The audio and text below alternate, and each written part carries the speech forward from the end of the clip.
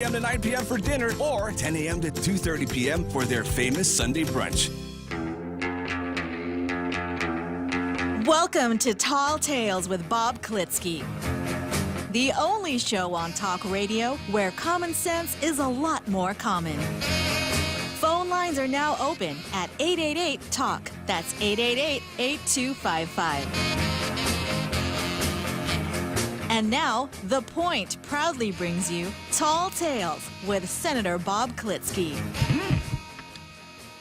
A well-regulated militia being necessary to the security of a free state, a right of the people to keep and bear arms shall not be infringed. Well, today is Tall Tales or Tailgaters Friday, so if you're not wearing your Tailgater t-shirt, take a minute and go put it on.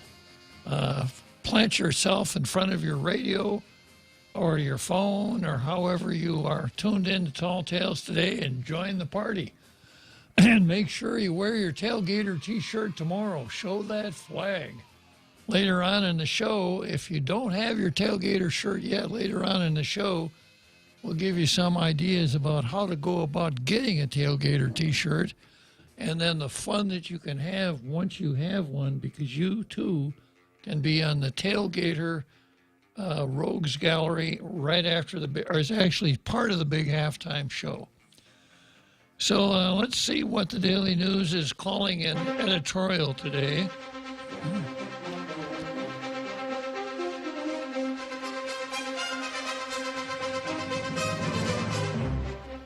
Yeah, of course I didn't bring it along, so let me just pull it up here online, take a peek at it.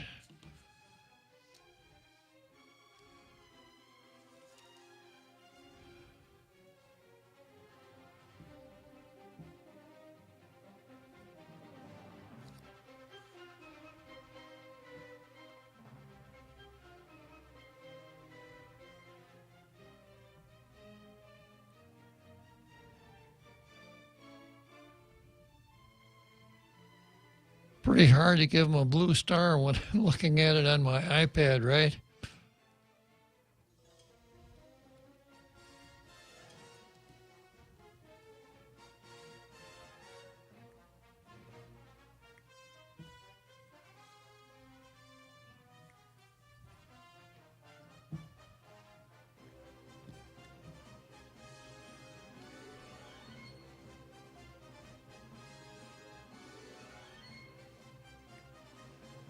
Here we go. Real controversial subject again today, right?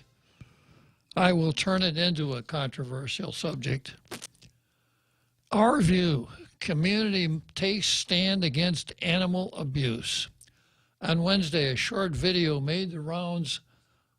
There we go. You've seen enough of my shirt. On Wednesday, a short video made the rounds on neighborhood watch chat groups. It was shared among concerned members of the community and sent to law enforcement officers by people who wanted answers and action. The video showed a young man using what appeared to be a piece of wood to bash a dog in the head, rendering the animal unconscious. The assailant took another swing, hitting the dog again. Then the young man turned toward the camera, smiled, flexed his muscles, striking a pose for onlookers. The video was disturbing, not just for the pet owners and animal lovers, but anyone concerned about violence in the community. A 2001 bulletin published by the U.S. Department of Justice noted, quote, whenever high-profile cases of animal abuse are reported in the media, a common public reaction is to ask, why would someone do that? Burying puppies alive, shooting wild mustangs, setting a dog on fire, beating a petting zoo donkey. These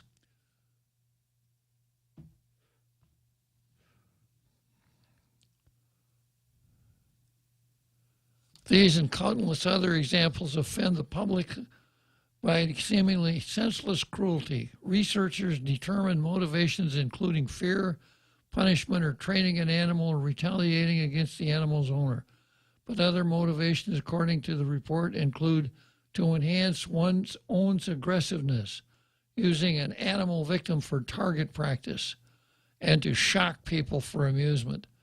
The fact the perpetrators recorded the attack and then shared video indicates there's no shame or secrecy in their actions. Indeed, the smiling and posing suggests the opposers are proud of their actions. In a statement issued Wednesday night, Guam Animals in Need officials noted the shocking video has sparked widespread condemnation and calls for justice.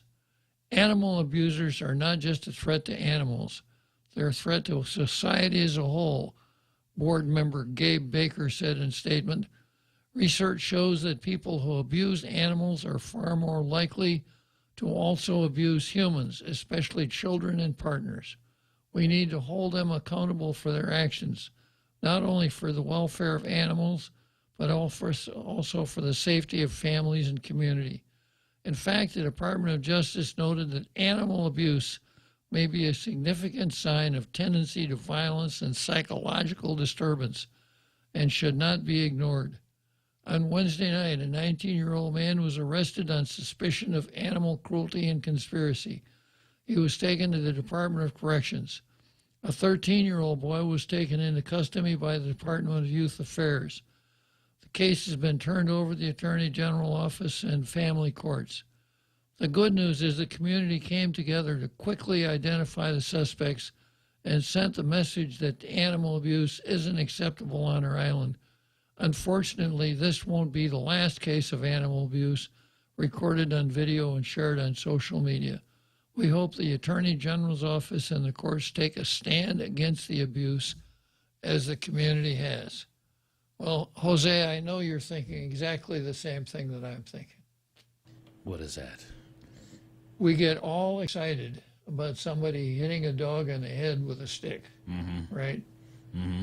But we are now condoning the sale of chemicals that kill a baby inside the mother's body. Exactly. Yeah. That was on my mind. That's okay, right? Yes, especially that quote from Attorney Vanessa Williams about violence, where it is she didn't believe the solution to Guam's criminal crisis, including sexual assault and family violence, is more violence, even if it's sanctioned by the government. And I thought she was finally anti-abortion, especially when it comes to rape and incest. But she was just talking about caning. Yeah, that's all. Yeah. As long as the violence is done inside the womb, it's fine. Yeah, and as long as the mother wants it to happen. And this is a great op-ed in the sense that it I hope it's an open door, but all we can do is hope, because sometimes things don't go beyond what is mentioned initially. But there is a slow violence that's happened on this island too that nobody wants to talk about when it comes to dogs and stray animals. They leave them stray. They feed them and then leave them. Yeah. They perpetuate the stray dog mentality, and we need a better solution than that. A more humane solution. Exactly. But nobody wants to talk about that because everybody wants to send them off island on plane trips. Yeah, I know what you mean. Yeah, I see it all the time. People feeding the stray dogs, and then, of course, the stray dogs thrive to the point where they can breed, and they have more stray dogs, and on and on and on. And if you were to question one of the feeders, well, I felt sorry for the dog, so I wanted to help him. If you want to help him, pick him up. Take him home. Take him home. Take him to a vet. Get him his shots. Do whatever he needs, and treat him as a pet, not something that makes your tummy warm. To me, it's equal to virtue signaling. Exactly. Yeah, it is. Okay, so much for today's editorial. No Blue Stars Today post. And today, I start out again by once again confessing perhaps to being a Proud Boy wannabe. Maybe Jose can pop the picture of the wannabe up there in the screen. Our Proud Boy wannabe, as made known to us by Robert Underwood in his last column. Just show us the wannabe, Jose. That's the manatee. And there's the Proud Boy wannabe. And Robert said they talk on the radio And they often say things like, make Guam great again. Well, I talk on the radio every day, except Saturday and Sunday, and I'd like to do that too. And I hadn't talked about make Guam great again. It's a good idea. It channels Donald Trump, who took the phrase "make America great again" and turned it into a political success story. The reason being, I think, because most people believe in it. So since I read that column and determined that Robert, according to a friend, was talking about me in that column, I decided that I would sign up for the Make Guam Great Again trophy. And I've put a list on my card here. Every day I talk about what I'm going to do to make Guam great again. Number one was combat identity politics. 2, advocate an efficient, effective government operating within the rule of law that provides basic government services on at least a break-even basis. 3, back the stationing of Marines on the island. 4, champion free speech. 5, root out systemic racism, as it were systemic racism. 6, encourage a market economy and free enterprise. 7, combat abortion. 8, fight, as it were, keep our government honest. 9, the new one today, fight separatism. Separatism is something that the separatists do. The folks living on the island who would like to see Guam separate from the United States and be a independent sovereign, free from all the shackles of U.S. citizenship. That's what a separatist is. And I'm 100% against separatism and the stalking horses that they're using, like the Commission on Self-Determination, which is really the Commission on Independence for Guam. They say they will gaslight you into thinking that there are 3 ways that Guam can be decolonized.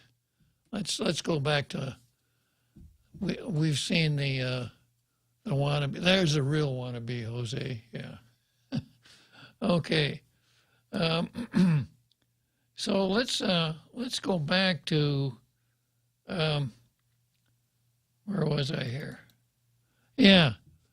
The separatists posit 3 potential ways to decolonize Guam: independence, statehood, and free association. Well, starting out, free association is a political will of the wisp. You can't go from unincorporated territory to a freely associated state. You can become independent. The only 3 constitutional statuses for Guam are statehood, independence, or the one we've got right now. If you don't like the one we've got right now, then the only alternative is independence. Statehood is possible legally, practically impossible. Free association is legally impossible. So that leaves only independence. So it's the 3 shell game. You know, the con man takes the pea, the little rubber pea, and shows it to you. And he puts it on the table and he shows you 3 English walnut shells. I'm being racist here, right? English walnuts. and then puts the pea under one of the shells and then rotates them around. You put $1 on the table, and if you guess which walnut shell the pea is under, you get your $1 back, and the con man will give you another $1. Funny thing, though, it's almost impossible to choose the right shell because most of the time the pea is not under the shell. It's in the hand of the con man. And that's exactly what this commission is doing. They're saying, well, you've got 3 choices here. You can choose any one of them. But actually, there's only one choice, and that's independence. And that's what Bavakwa, the star of our Monday afternoon Tall Tales shows, known as Hope Cristobal, that's what this gang wants. They want an independent, sovereign Guam free from the shackles of United States citizenship. I don't want it. I can't think of a worse thing that could happen to this island. Or to me. I shudder to think in terms of a government run by the likes of Hope Cristobal, Robert Underwood, Michael Bavakwa, Laura Souder, and that ilk.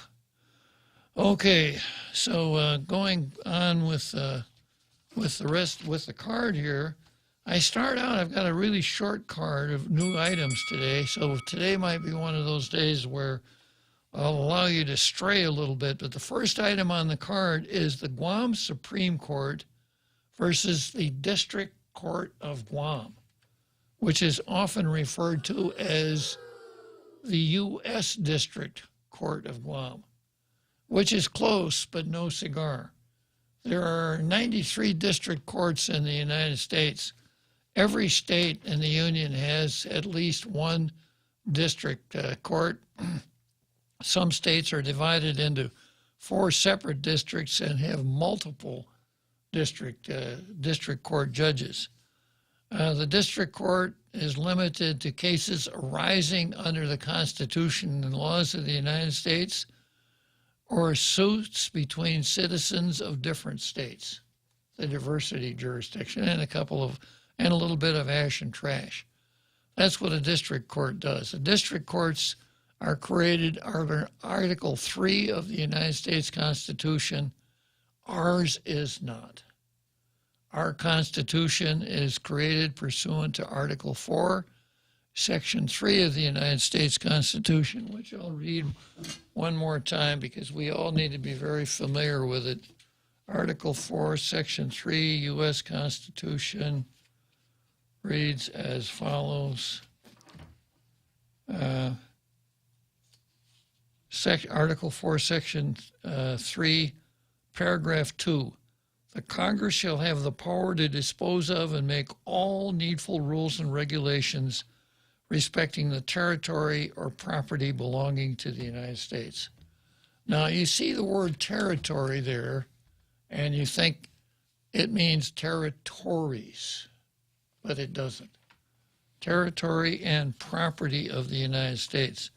So Congress's ability to make needful rules and regulations for Guam is not because Guam is a territory, but because Guam is property of the United States.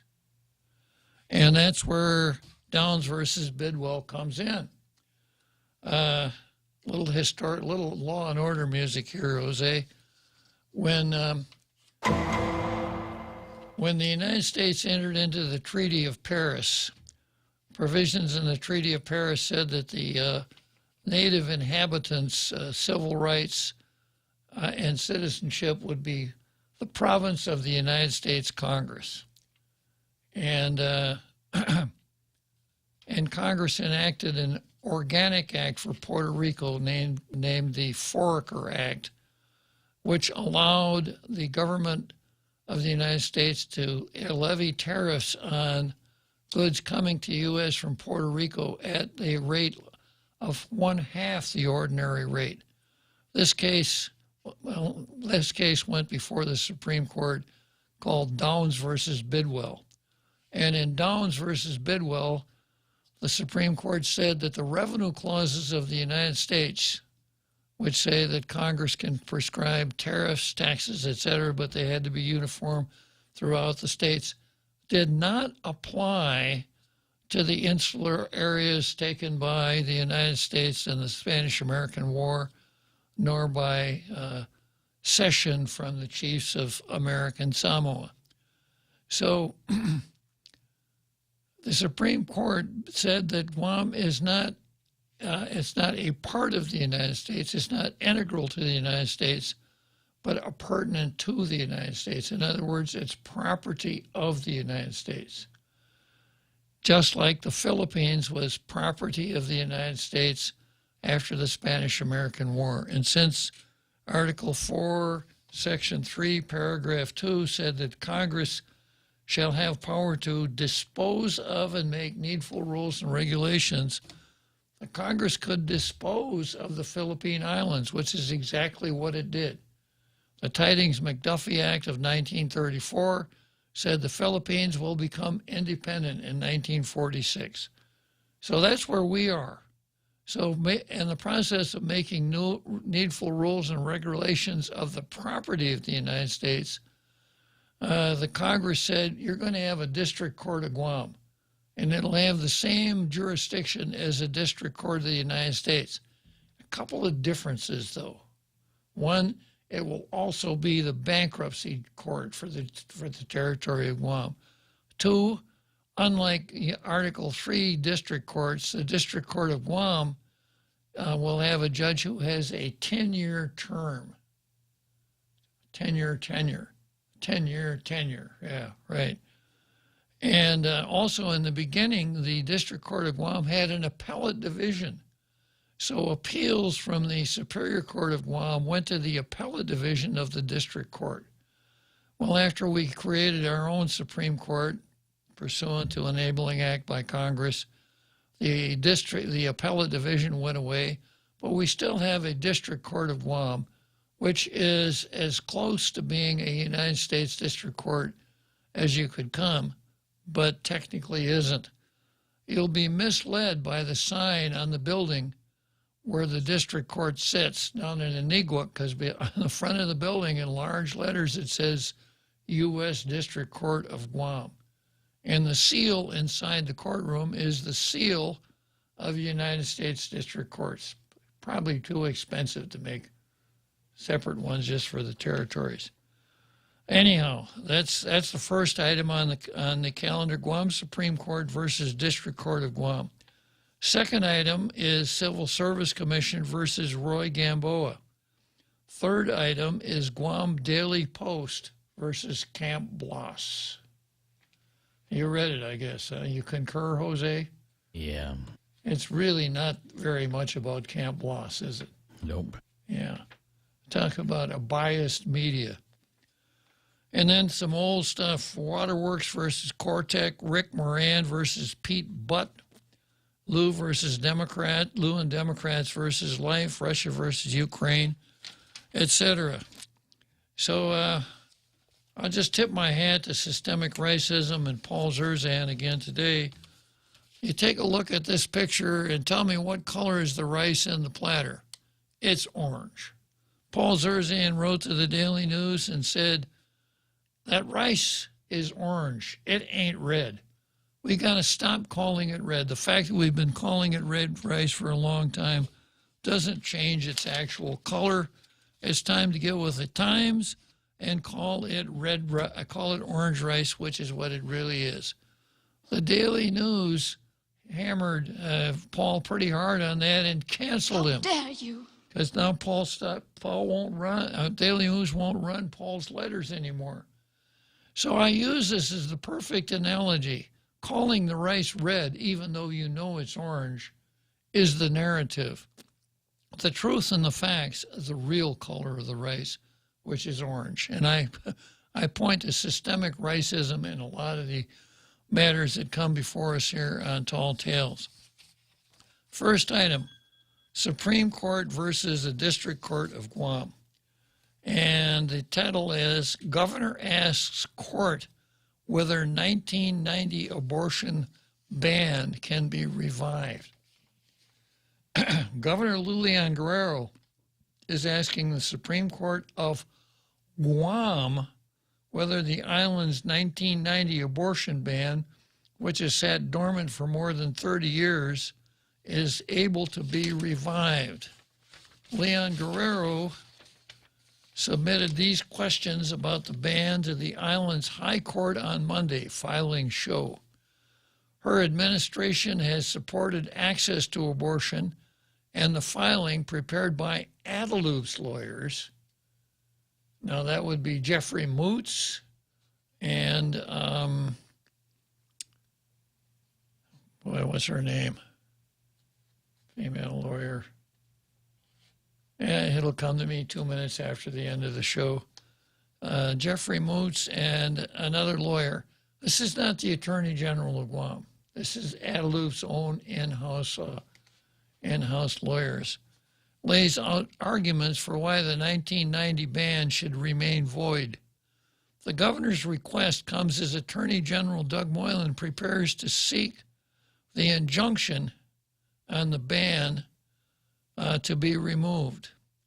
Since the U.S. Supreme Court reversed the national right to an abortion last June, Guam and other jurisdictions in the U.S. have had to grapple with what to do about old abortion bans that were previously found unconstitutional, such as Public Law 20-134.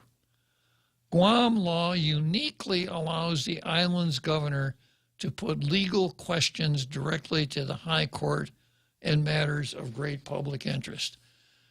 You talk about screwy laws on our books. This is about as screwy as they become. And I've ranted about this before. Every time I get the chance, I rant about it. This is something that came along with the Court Reorganization Act that created a Supreme Court, and it's an incredibly dumb idea. First of all, let's talk about separation of powers.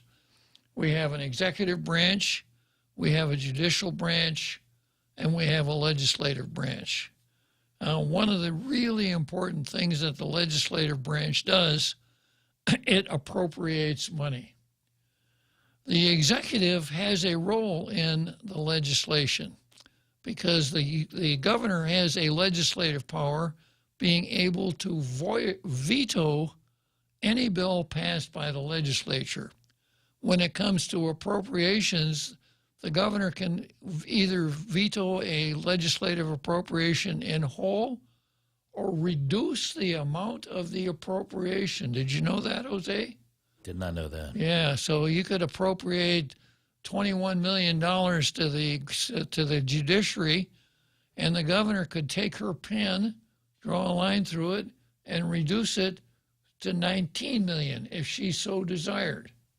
Now, these can be overridden by the legislature, but what a precarious position to put the Supreme Court.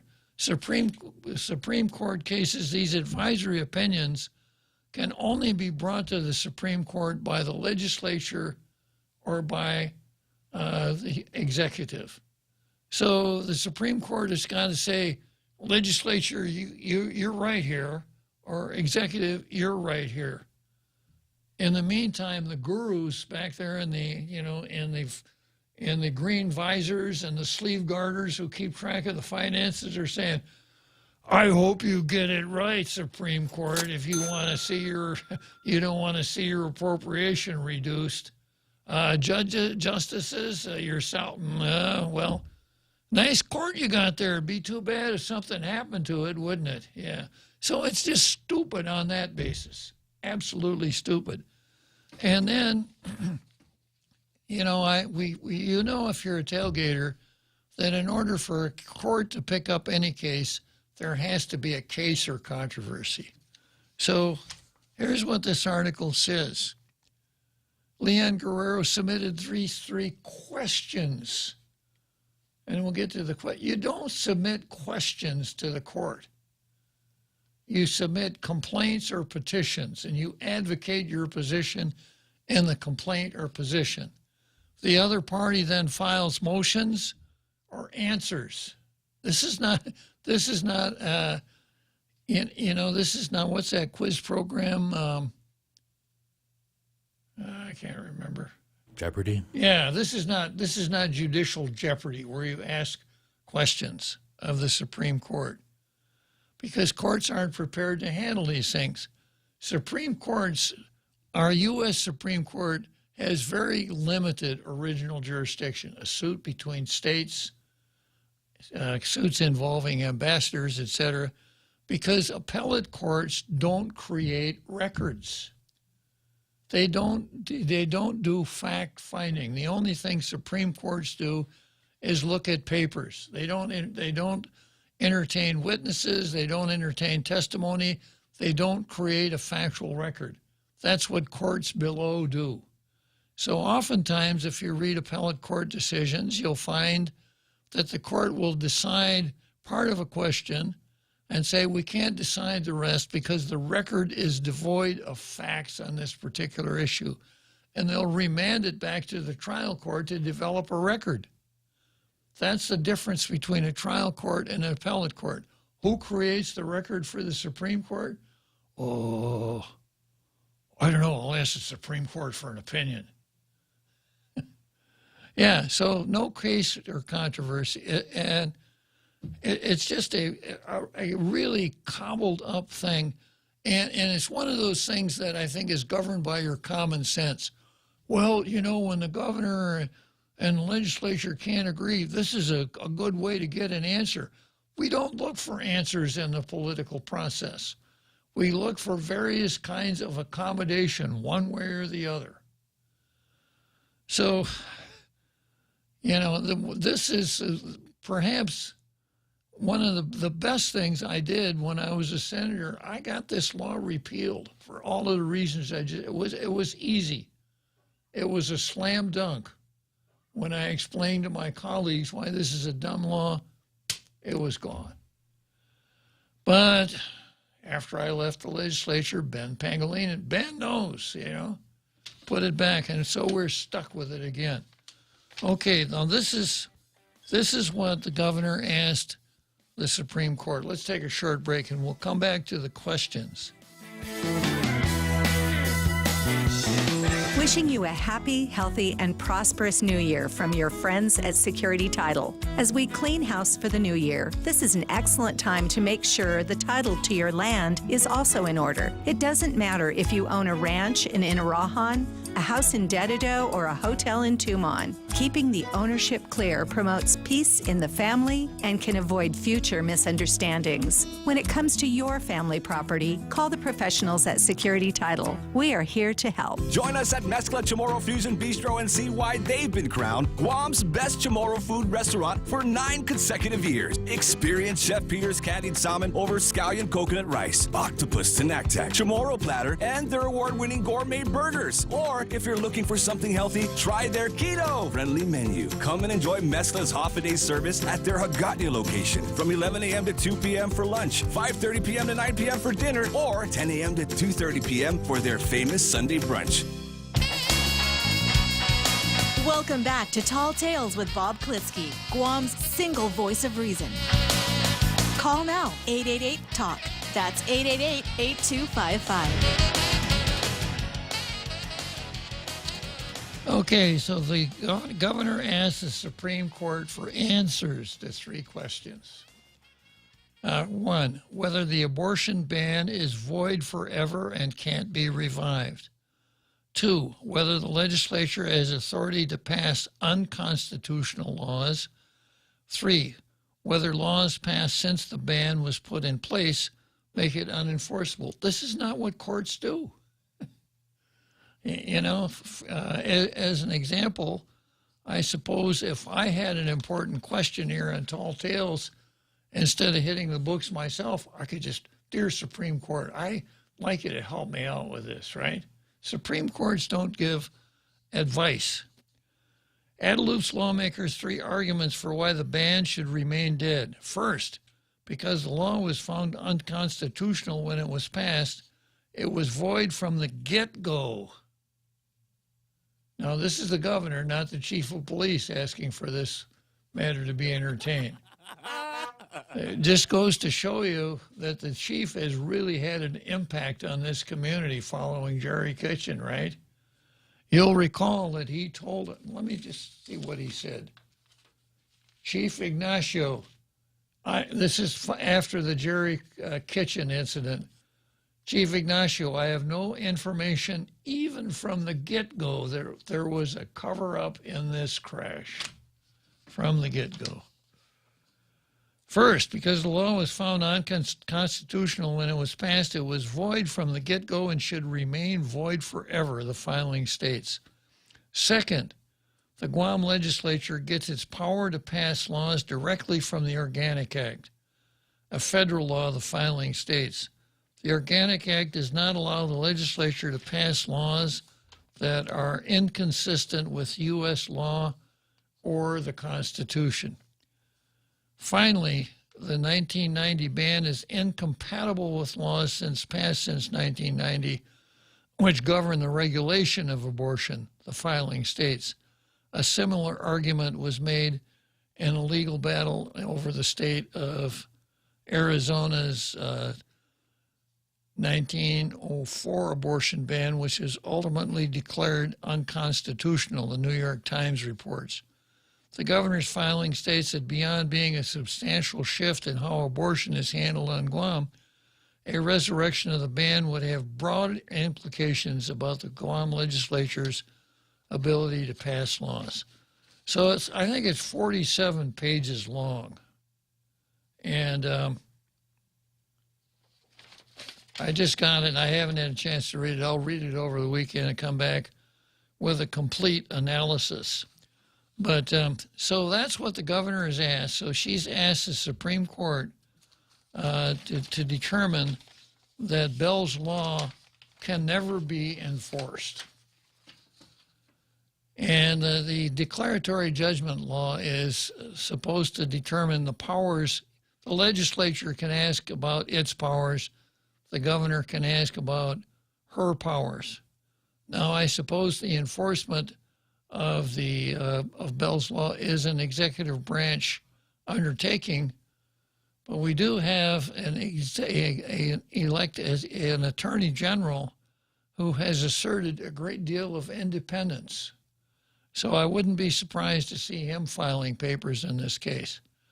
Now, everybody who's been following along here knows that the reason that Bell's Law has not been enforced is because shortly after it was passed, the District Court of Guam enjoined its enforcement. There's an injunction that's still on file, that's still powerful, that says that the executive branch of the government of Guam cannot enforce Bell's Law. And when the Dobbs decision was decided in June, folks, lawyers were paying attention and said, well, does that revive Bell's Law? Because Bell's Law was never taken off the books after the injunction was entered. So it's still right there on the books. So one argument is, yeah, once you remove the constitutional infirmity, then Bell's Law is resurrected. But what about old laws, Bob? You know, there's a half-life to laws. Yeah, if the law is old, then, well, maybe it's not a good idea to enforce it, yeah. You know, like our laws against murder. And Everybody laugh at anybody who gives you that argument because it's just silly. It is. Well, this is the season of silly laws. So that's the reason that Bell's Law was never enforced. Now, once an injunction is put in place, it stays there. Courts don't ordinarily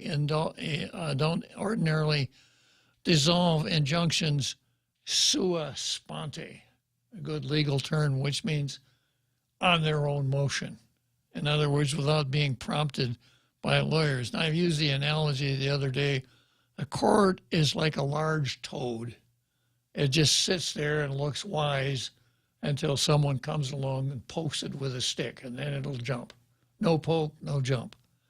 So Doug Moylan campaigned on the idea that if he were elected, he would move to dissolve the injunction prohibiting the enforcement of Bell's Law. And he gave us a projection. So it's right around the 3rd of February or so that Doug said he's going to file papers to dissolve Bell's Law. And if the District Court of Guam, agrees that in the light of Dobbs, the injunction should be dissolved, then Bell's Law can be enforced.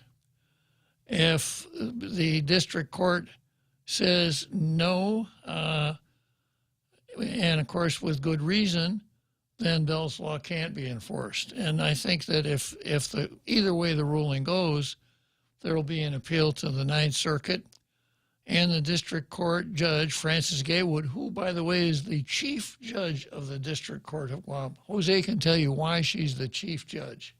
Because she's the only judge at the District Court of Guam. Oh, that's a good reason, yeah. That's a very good reason. So the Judge Gatewood may stay the enforcement of her decision regardless of which way it goes until the appellate court rules. And once the appellate court rules, then theoretically the Supreme Court could be involved if one of the parties files a petition for writ of certiorari. The chances of that happening are somewhere down around slim and none, but it's a possibility. So let's examine some possibilities.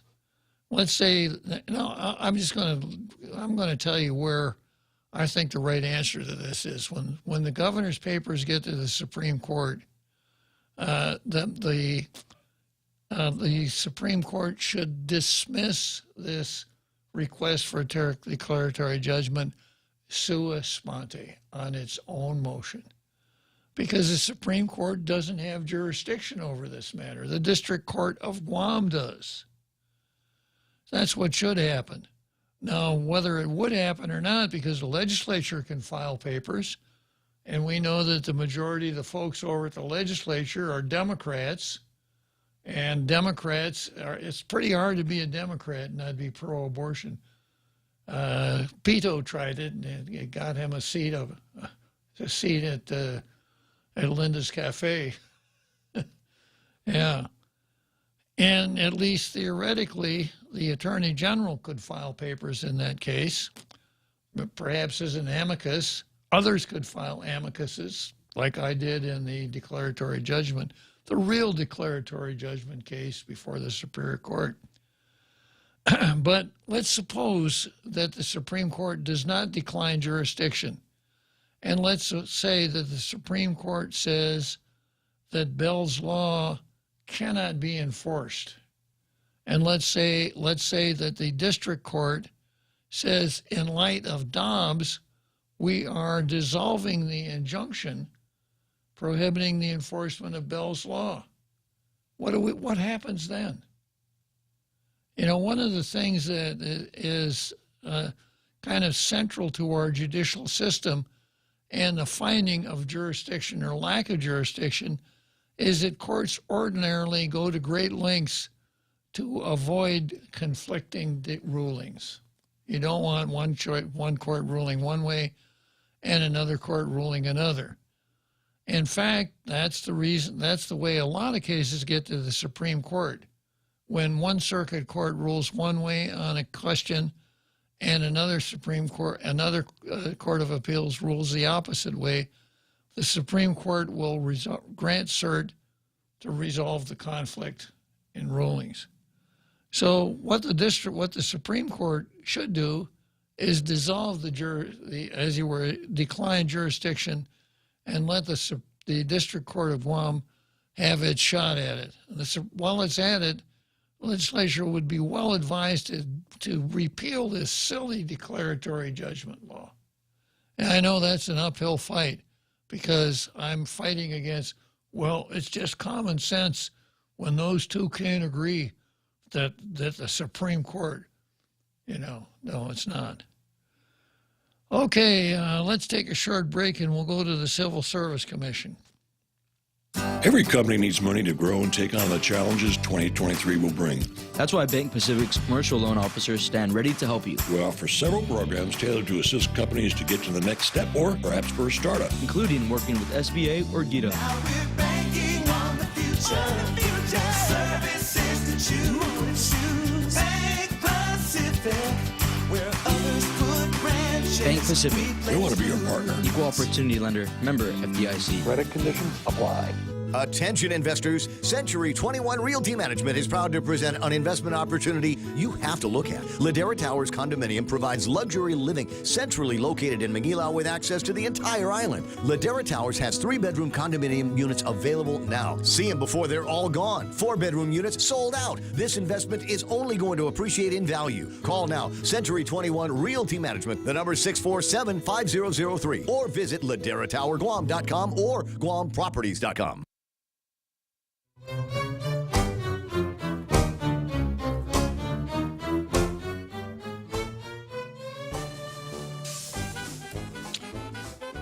Okay, so we got about 10 more minutes up to the big halftime show here. Next item on the card is the Civil Service Commission versus Roy Gamboa. And this ran in the Post today, familiar faces and new roles amid reshuffle.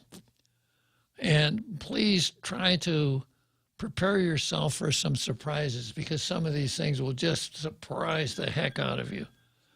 Adelup has announced new leadership appointments for the Leon Guerrero Tenorio administration. Governor Leon Guerrero has tapped former Senator Clinton Rigel to act as Deputy Chief of Staff for the Office of the Governor. That's a big, wow, I was just so shocked when I saw that. It's funny because, his last term in the legislature does not reflect his position now. It doesn't? No, because, he actually did things against the governor. No, he didn't. No, he didn't. He voted against what the governor... No. Override... No. No, he didn't do that. He did carry a lot of water for Adelup. He did. The surprise here is that it took so long, right? The surprise is that he didn't tell anybody, and we all knew it. Uh-huh. And then he replaced Alice Tyrone, one of the heroines of the 19th floor, who was previously Deputy Chief of Staff. She's been appointed Director of the Chamorro Land Trust Commission. Tyrone left her position as President of the Housing Corporation in 2020 to serve as Deputy Chief. Tyrone is awaiting confirmation by the board. Now, this kind of turns things inside out, doesn't it? Which board? The board at the Chamorro Land Trust Commission. I don't know. It is so simple and so... If they can't get this right, then can you trust them about anything? Absolutely not. The board at the Chamorro Land Trust Commission. Yeah, so ordinarily, a board or commission chooses its own executive director, unless the governor wants to nominate someone to the commission. I thought all confirmations were done by the legislature. That's the only place the word confirmation fits. Right. The governor appoints, the legislature confirms. Now, many boards and commissions, probably most boards and commissions, choose their own executive director since they're not line agencies, and that's it. There is no confirmation. The education board chooses a superintendent of education. CCU chooses the directors of the two utilities, and so on. But of course, we've scrambled the language up here so much, that we're having a board do confirmation. So the words confirmation and board have lost their meaning as far as the Post is concerned. A little history here about the CLTC had been operating under the leadership of acting administrative director Angela Camacho. She took over from Jack Hattick, who was initially tapped to lead the agency, and I think he played third base for Tall Tales, right? Or was it center field? Center field. He played center field for Tall Tales, yeah. So Camacho then went to Guam Housing Corporation. Hattick left the CLTC following controversy involving an illegal land application swap that a land agent said Hattick coerced her into, including in a report to the commission. The chairman of the CLTC then conducted staff interviews and later declared that Hattick was not suited to serve as administrative director. Well, what actually happened was he didn't coerce. What he did was he forged. Ghostwritten. Yeah, he forged a report that went to the commission. Not the board, but to the commission. Maybe he did have baseball on his mind. You ever play as a kid, you didn't have a full team, and you had to hit the ball, but then who's going to run the bases? Ghostman on second. Ghostman on documents. Here's my signature. Okay, after his departure from the CLTC, Hattick was drafted by the Pittsburgh Pirates. Beep, beep. Hattick went on to work as a staff assistant at the governor's office, of course. Filling in staplers. Ultimately serving as a senior planner at the Community Defense Liaison Office. However, he has now been appointed Deputy Director of the Department of Parks and Rec by the governor. Maybe he can bring the same good work to the Parks and Rec. Help them tear up the Paseo. That's what they could put him in charge of. And Parks and Rec is spelled with a W, by the way, after the travesty that they did at the Paseo Stadium twice. Richard Arroyo, who served as a special assistant to the lieutenant governor and the governor's chief of staff, has been appointed deputy director of the Department of Land Management. Actually, he's appointed deputy director of land management, not of the department. Roy Gamboa, that's why I put this on the card, has been appointed deputy director of agriculture. Gamboa was a Democrat senatorial campaign this past election. He did not obtain enough votes to proceed beyond the primary, but his candidacy was the subject of a mini Hatch Act complaint lodged at the Civil Service Commission. Former Senator and current radio host Bob Klitzkie filed a complaint in July 2922. The title of this article is Back to the Future, Jose. Wow. That's what it says. July 2922. You have some fortitude, Bob. Yeah. Well, it's better to wear out than to rust out, I always say. Took you a long time to file. Alleging that Gamboa violated political activities laws when he campaigned for senator. Gamboa had been employed at the state clearinghouse, although he submitted his resignation letter June 28th, the last day to file senatorial candidate, and the day he filed his packet, his resignation was to be effective 2 weeks later. Well, what really happened was, after he filed his papers, Stephanie Flores, who was his boss, and this was in the papers, asked him, can you stay on for 2 weeks for continuity? So he said, okay. And I brought before the commission all of these things, suggesting that since Flores asked him to stay on, she too violated the Hatch Act.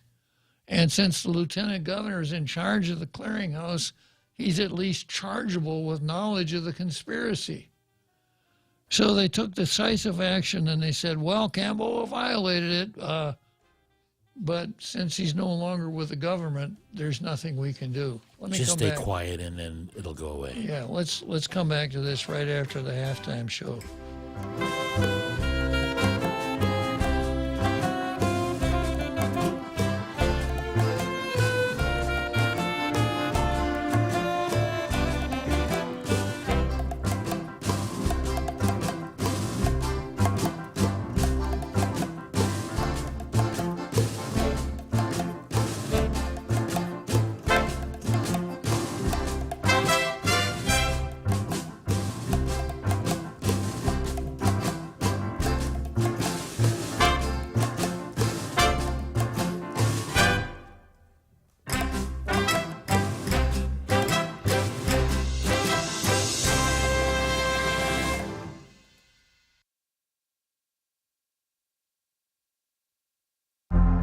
The Point is KUSG, Hagåtña, Guam, 93.3 FM and 104.3 HD3. Memphis on edge over potential protests until NATO Fox News.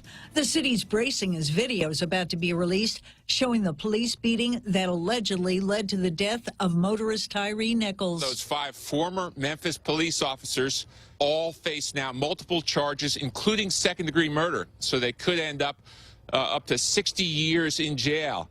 And 29-year-old Tyree Nichols, he was beaten savagely on that videotape. This all started out as a traffic stop. Tyree Nichols was accused of reckless driving. There was a confrontation at the car. He ran, and then there was a second confrontation. The final beating took place less than 100 yards from his house where he lived with his parents. According to attorneys for the family, he called out for his mother and said, "What did I do?" Fox's Steve Harrigan in Memphis. We'll soon see video of the police response to the attack on Paul Pelosi. The Superior Court in San Francisco says it will release today video from the night last October when Nancy Pelosi's husband, Paul, was attacked by a man in their home. It will include footage from the police officer body-worn cameras and the Pelosi's home surveillance system. The former Speaker of the House says she has no plans to watch it. It would be a very hard thing to see an assault on my husband's life. The San Francisco DA's office argued against releasing the video over concerns it could be used to spread false information. But San Francisco Superior Court Judge Stephen Murphy ruled there was no reason to keep the footage secret. Sean Lanchel, Fox News. The National Archives is telling several former presidents and vice presidents to look at their personal records for any classified documents. That comes after the discovery of sensitive material found at the homes of President Biden, former President Trump, and former Vice President Pence. America's listening to Fox News. Every company needs money to grow and take on the challenges 2023 will bring. That's why Bank Pacific's commercial loan officers stand ready to help you. We offer several programs tailored to assist companies to get to the next step or perhaps for a startup. Including working with SBA or GITA. Now we're banking on the future. Services to choose. Bank Pacific, where others put branches. Bank Pacific. We want to be your partner. Equal opportunity lender. Member FDIC. Credit conditions apply. Join us at Mezcla Chamorro Fusion Bistro and see why they've been crowned Guam's best Chamorro food restaurant for 9 consecutive years. Experience Chef Peter's candied salmon over scallion coconut rice, octopus tinactac, Chamorro platter, and their award-winning gourmet burgers. Or if you're looking for something healthy, try their keto-friendly menu. Come and enjoy Mezcla's half-a-day service at their Hagatnya location from 11 a.m. to 2 p.m. for lunch, 5:30 p.m. to 9 p.m. for dinner, or 10 a.m. to 2:30 p.m. for their famous Sunday brunch. The Oklahoma Medical Examiner's Office Thursday positively identified remains found last week as those of 4-year-old Athena Brownfield. Athena was discovered missing when a postal carrier found her 5-year-old sister wandering the streets in Cyril. The investigation led to the arrest of Athena's caretakers, husband and wife Yvonne and Alicia Adams. Airline manufacturer Boeing pleads not guilty in a case over its 737 MAX crashes. Boeing pleads not guilty in a Texas courtroom to a charge of conspiracy to defraud the U.S. over the 2018 and 2019 crashes of 2 of its 737 MAX jets, leading to the deaths of 346 people. The company accused of concealing information about flaws in the plane's control systems. Families of those killed objecting to Boeing reaching an agreement with the Justice Department in 2021 to pay $2.5 billion in compensation and fines to avoid indictment. We asked the judge to impose some additional monitoring and additional review of the safety measures that Boeing is taking. Paul Cassell, an attorney for the families, Boeing says it's committed to complying with the agreement and made broad changes to ensure that accidents like these never happen again. Kristen Goodwin, Fox News. Some people who rented hotel rooms on the Las Vegas Strip are suing, accusing hospitality companies of price fixing. The class action suit names MGM Resorts, Caesars Entertainment, Treasure Island, and Wynn Resorts, collectively 20 of the 30 major Strip properties. Investigating attorneys from law firm Higgins Berman claims the hotel operators worked together to inflate prices using a revenue management software called Rainmaker. That's Kim Passoff from Fox TV affiliate KVVU. MGM Resorts responded in a statement saying the claims are factually inaccurate. This is Fox News.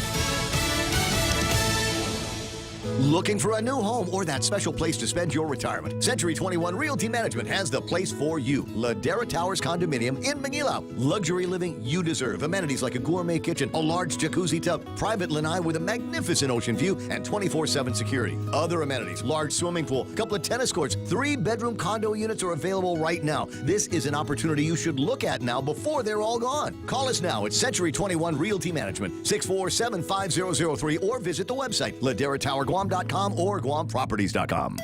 Everyone has a busy schedule these days, and sometimes we forget to schedule our routine dental checkup and cleaning. Don't neglect your dental health.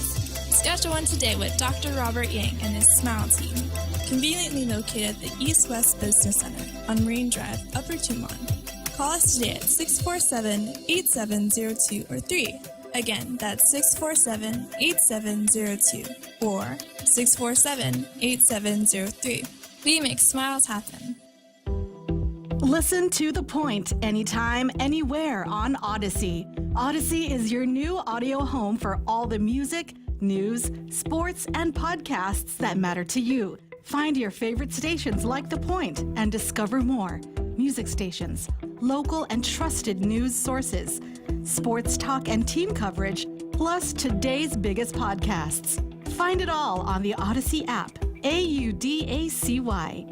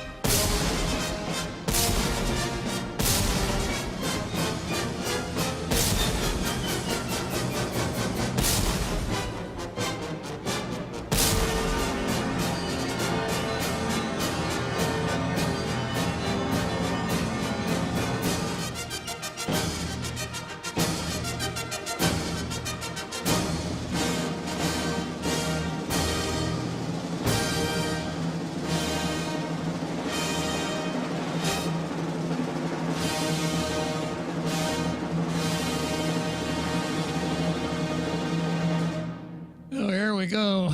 Second half of Tall Tales after that great show on Tall Tales, and as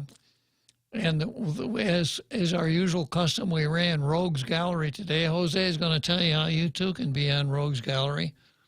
Absolutely, Bob. Just point your browser to thepoint.gu, the official website of this radio station. Click on the T-shirt with the beard. It is a link that will take you to the purveyor.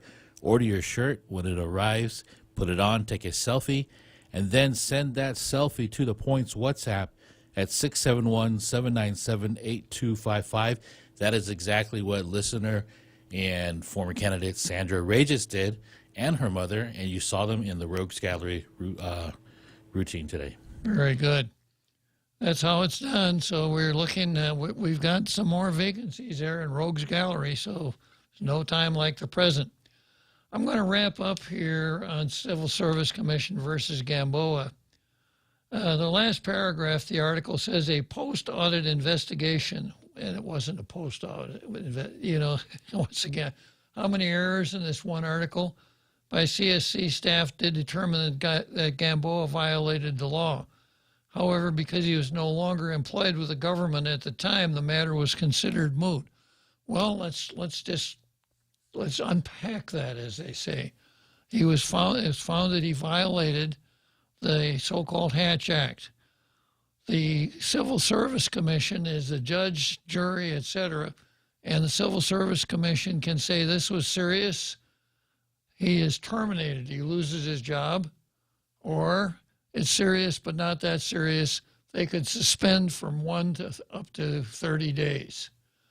But they didn't do anything because he wasn't working for the government. That's the only punishment that there is for violating the Mini-Hatch Act. Well, guess what? He's working for the government now. So is the matter moot? Or is it resurrected, just like the Indiana rule and Bell's Law? And if that's the case, what do you think the Civil Service Commission will do? Now the post-audit happens. Yeah. Well, I've been considering whether or not I should send a note to the Civil Service Commission saying, hey, guys, it's not moot anymore. Do your job. Okay, next item on the card is the Post versus Camp Bloss. And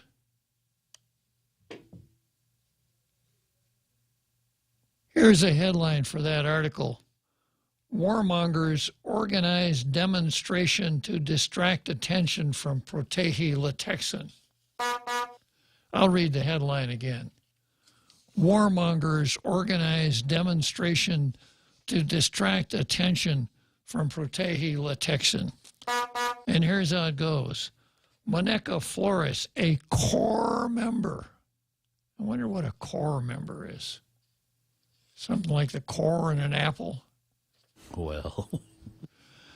Monica Flores, a core member of Protege Latexan / Save Ritidian Group, was one of several local activists who protested the naming of the base, which honors the late Brigadier General Vicente Ben Tomas Garrido Blas.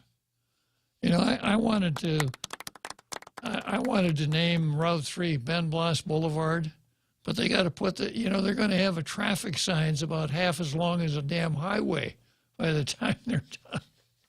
Street sign. Okay. Flores said, we feel it's deeply problematic, Flores told the Post.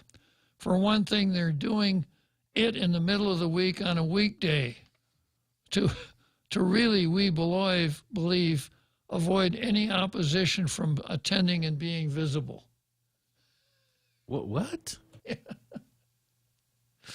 Yeah, so the renaming of Camp Blas was done on a weekday. They didn't schedule this. That's one of the points I want to make here. You know, they didn't schedule this renaming here with Protege Latexan. Or vacation time in mind. Well, with Protege Latexan. And where is she, Jose? Where? Where's Greta? Oh. Yeah, they didn't schedule this with Protege Latexan. How dare you? Yeah. We feel it's deeply problematic, Flores told the Post. For one thing, they're doing it in the middle of the week on a work day to really, we believe, avoid any opposition from attending and being visible. How dare you? Now, I can tell you from personal experience, there's nothing a Marine cherishes more than to have to give up his Saturday liberty. And it happens from time to time, to give up his Saturday liberty for training or something like that. You know, we used to go on field problems. We go on maybe 3-week field problems. Of course, Saturday, Sunday, it didn't make any difference. There'd be a chaplain and there'd be services, but that was it. So, of course, they should have scheduled this with Protege Latexan. How stupid can they be? Google Calendars. And then she goes on to say, we actually tried to protest near the tents where the military and dignitaries and internationals are sitting, and our own Guam customs and SWAT teams escorted 5 protesters with signs. Boy. Now, since I was there, I can be an occurrence witness. There was a tent, and there were folding chairs in there, and there were assigned seats.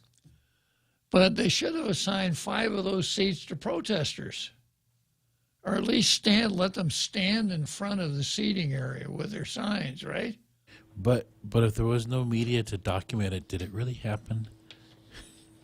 I don't. Yeah. That's funny. Yeah, I didn't hear of any arrests or swarms of SWAT team members. SWAT team, yeah. and I was there early because I caught a shuttle down from Top of the Mar. And not only was there no media to cover it, there was no me there to even see it happen. We actually tried to protest near the tents where the military and dignitaries and internationals are sitting, and our own Guam Customs and SWAT teams escorted 5 protesters with signs. A whole swarm of them escorted us away. Boy, I feel sorry for them already, right? We were not being disruptive. Our signs are totally respectful. I should have, you know, that big sign that you see on the, can you pop up my sign there, Jose?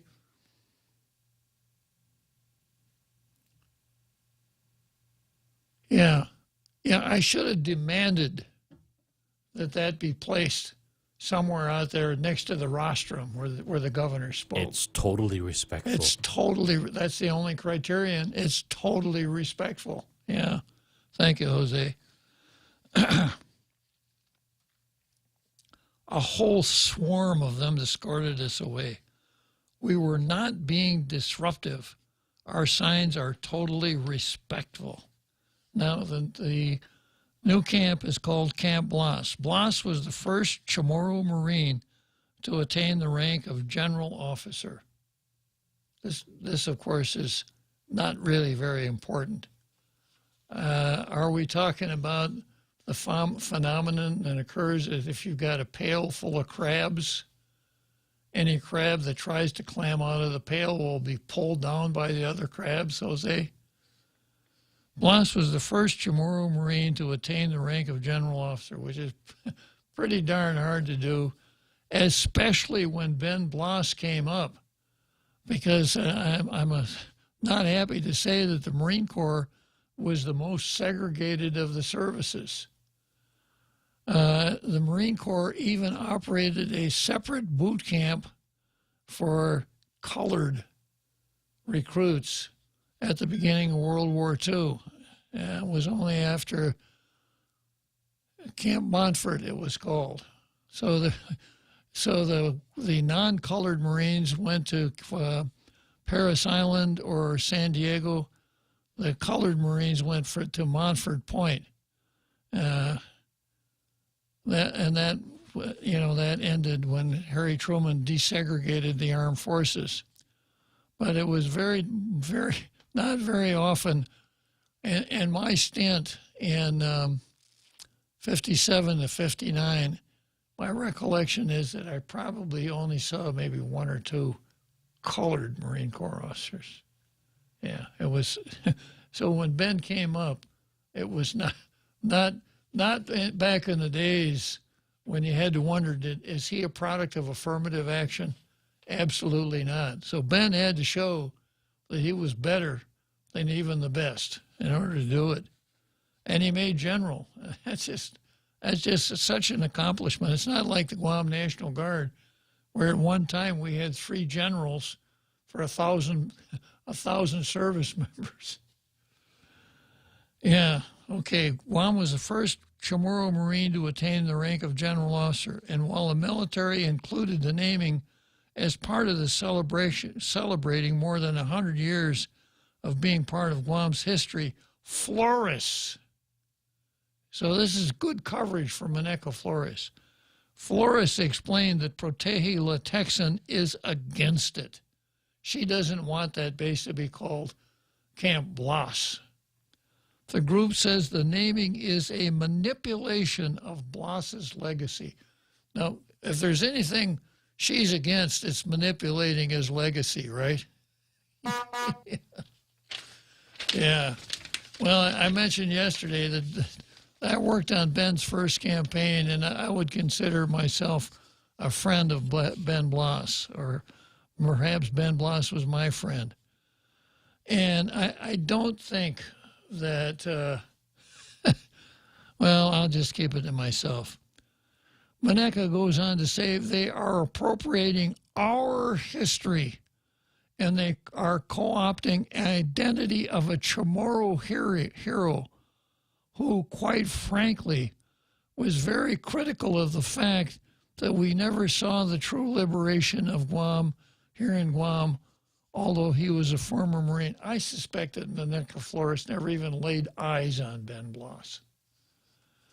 He's been quoted many times in saying we're equal in only war and not in peace. He said that. He said we're equal in war, not in peace. And that's true. And I've talked about it more than one time. But there's an explanation of why.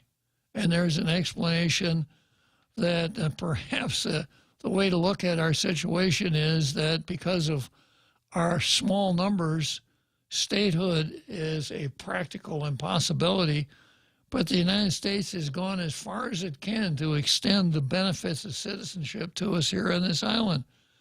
And I'm not going to put words in Ben's mouth. I'll let Maneca do that. But I don't think he'd argue with me very hard. They have manipulated his legacy to force a closeness and connection to this new Marine base that represents so much destruction and violence for our people. What? Speech is violence, Jose, if you don't agree with it.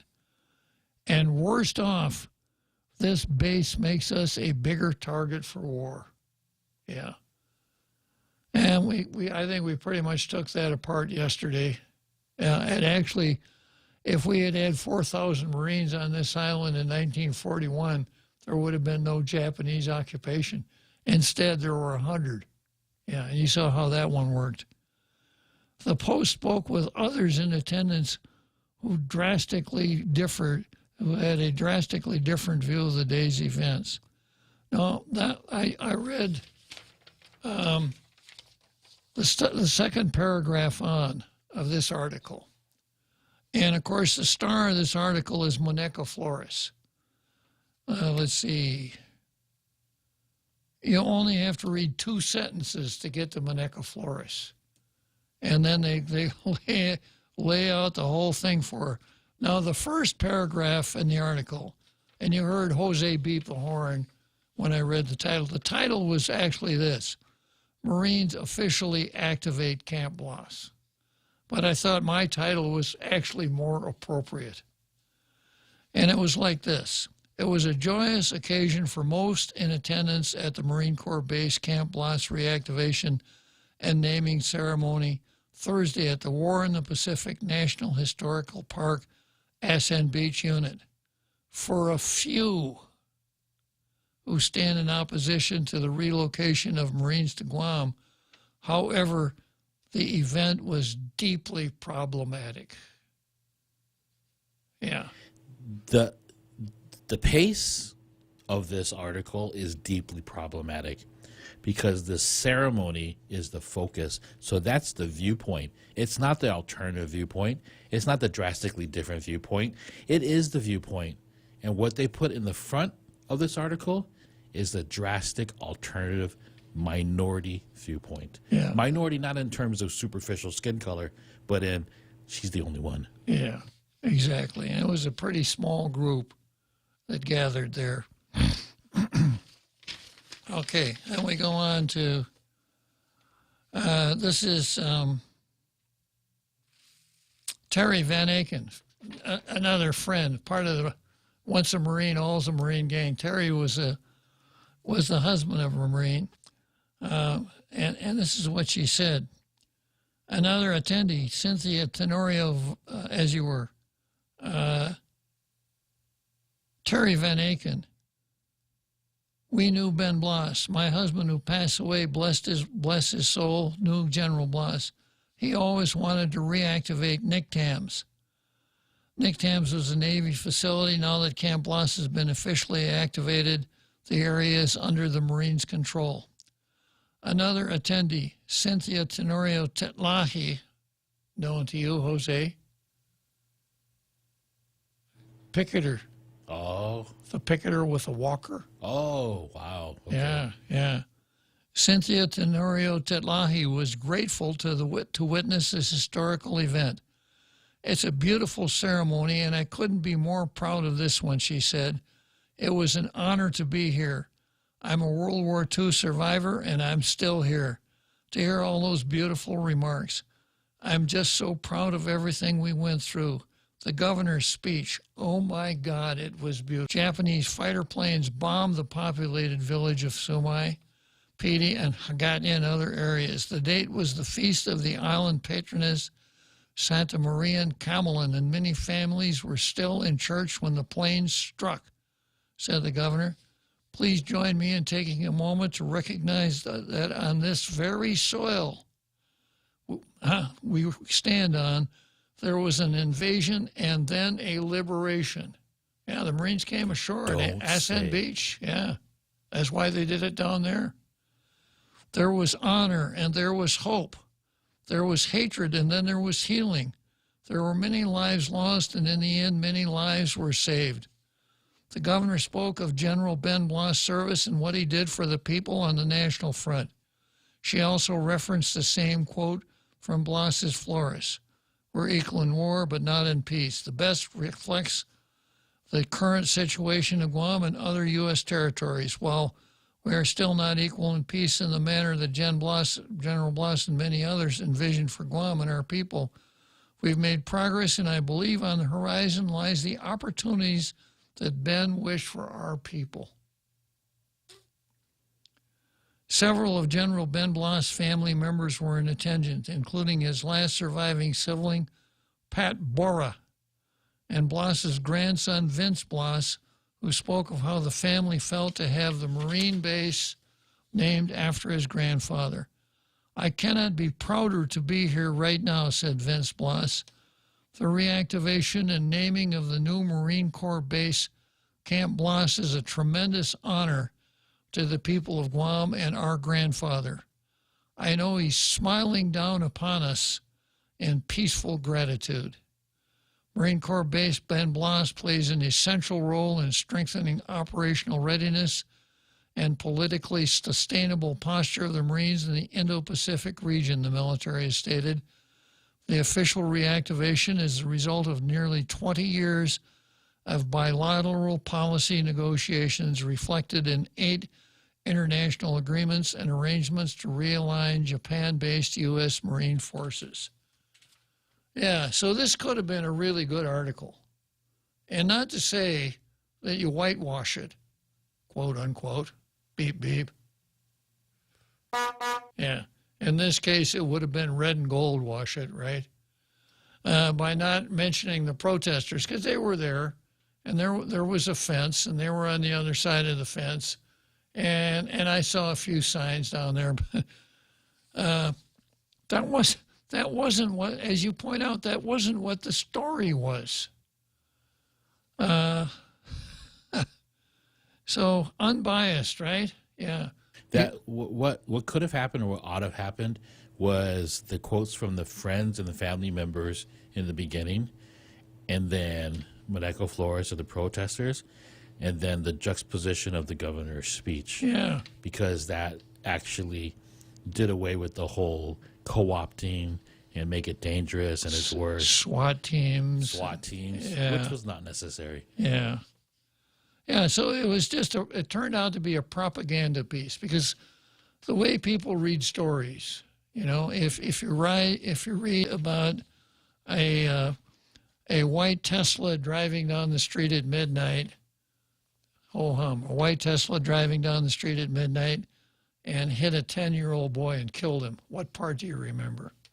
3 days later, you're not going to remember the brand of the car, but you're going to remember that a 10-year-old, and that's the part that will stick in people who aren't informed. It's like when you're recounting something and you say, I fought off so many protesters, and it turns out to be only one. Exactly. There was a swarm of SWAT and customs officials, and it was probably a couple of people saying, let's go away from there. Yeah. Yeah, it's, how come that wasn't like looked upon and verified? Mm-hmm. It was just put in the paper. Exactly. Yeah. Yeah, an extremely poor article here, Guam Daily Post. And of course, we don't expect a follow-up editorial that echoes the same sentiments, because they're not doing editorials. Okay, I see Medeco Flores is probably waiting in the green room to set the record straight. No, it's another Joe. Does another Joe he wants to talk about Ben Bloss. All right. Go for it, another Joe. Uncle Bob, you would recollect this. I was just a little kid. Was Ben Bloss, did he ever write in one of the parades, like a liberation parade, in the beginning of the 80s? As the marshal? I don't know. He was like riding on an actual horse.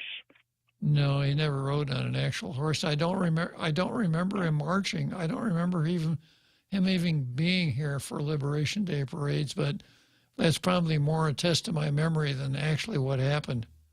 Oh, wait a minute. He was here one time. He was here in the 80s because General Wilson, who before had been the commandant of the Marine Corps, came out here for our liberation. Oh, I remember.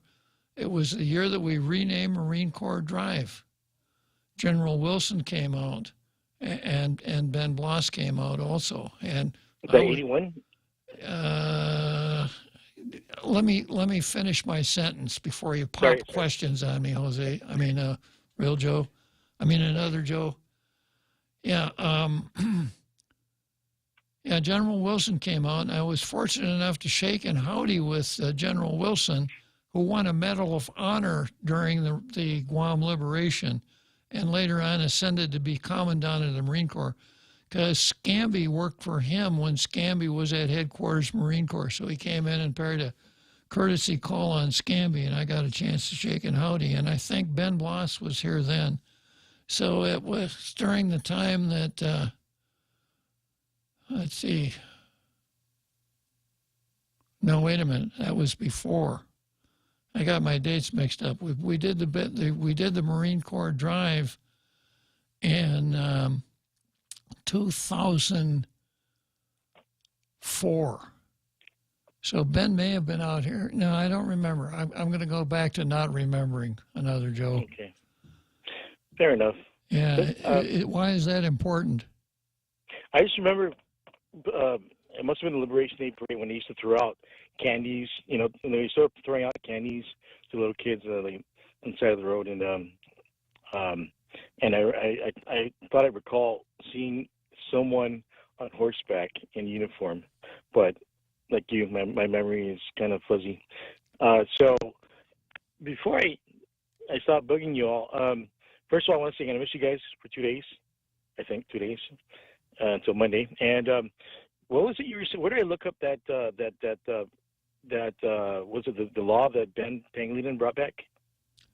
It's the Declaratory Judgment Act. It's somewhere in Title VII. Guam Code annotated. Thank you very much. All right. I appreciate it. Okay. So another Joe calls just to test his memory. Somehow we like to think on a higher plane for callers to Tall Tales, but... You could have told him nay. But it is a short card today. Now, I do have an item here that I didn't get to the other day that I didn't mention earlier, and it's called ACLU versus Watt Parkinson. But we're going to head for Wrigley Field first. All three stations, all three morning shows. Thanks to all the listeners for Pika's Best, Choice Broadcasting has swept the top three best radio stations. The Point, Boss 104, and Star 101. Top three radio personalities, Kyle Mandapat, Ray Gibson, and Daryl Lizama. Put the power of Pika's Best to work for you. If you're an advertiser, call 671-888-7346 for information, rates, and packages. And let us get your message out to Pika's Best listeners with Pika's Best Broadcasters.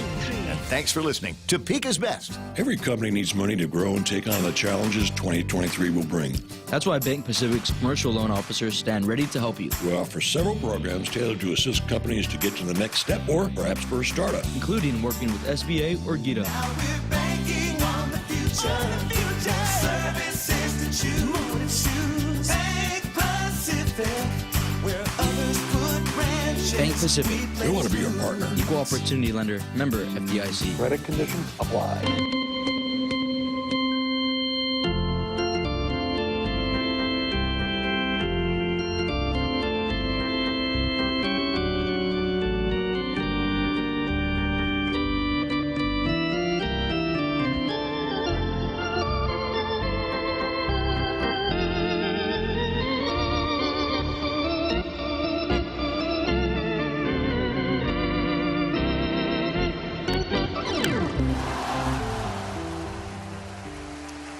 Okay, here we are, Wrigley Field in Chicago. 2 more innings of Tall Tales, and I got a couple of really good batters here standing in the on-deck circle to help me with Ben Bloss. I've got Phil Flores and Senator Duenas, and I'll have to put ACLU versus Watt on hold until I entertain these two caballeros.